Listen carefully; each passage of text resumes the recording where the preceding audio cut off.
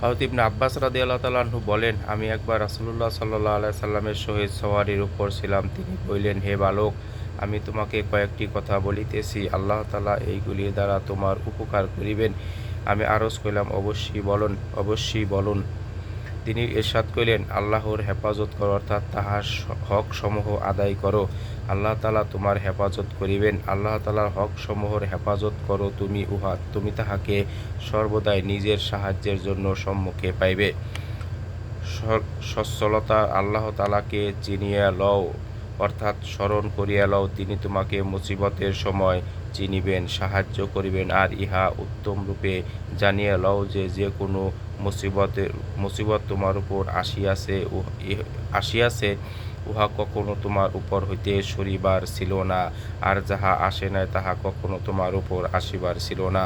যদি সমস্ত মখলুক সকলে মিলে চেষ্টা করে যে তাহারা তোমাকে কিছু দিবে, আর আল্লাহ তাআলা উহার ইচ্ছা না করেন, তবে তাহারা সকলে কখনো এই ক্ষমতা রাখে না যে তোমাকে কিছু দিবে।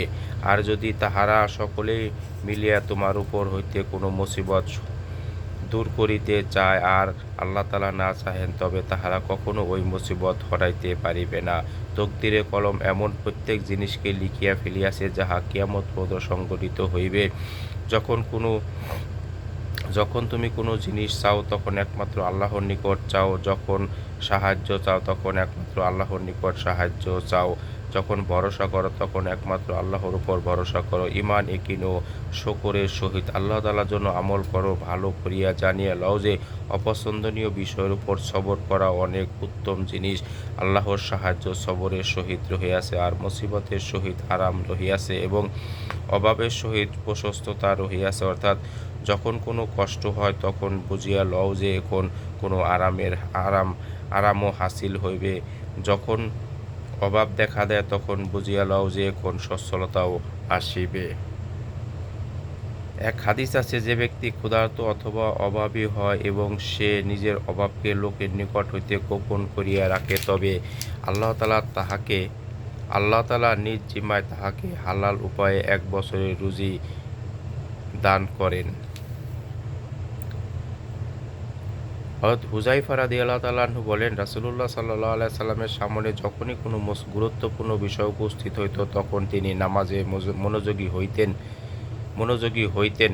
রাসূলুল্লাহ সাল্লাল্লাহু আলাইহি সাল্লাম ইরশাদ করিয়াছেন, পূর্ববর্তী নবীগণের সম্মুখে যখনই কোনো কঠিন বিষয় উপস্থিত হইত, তখন তাহারা নামাজে মশগুল হইতেন।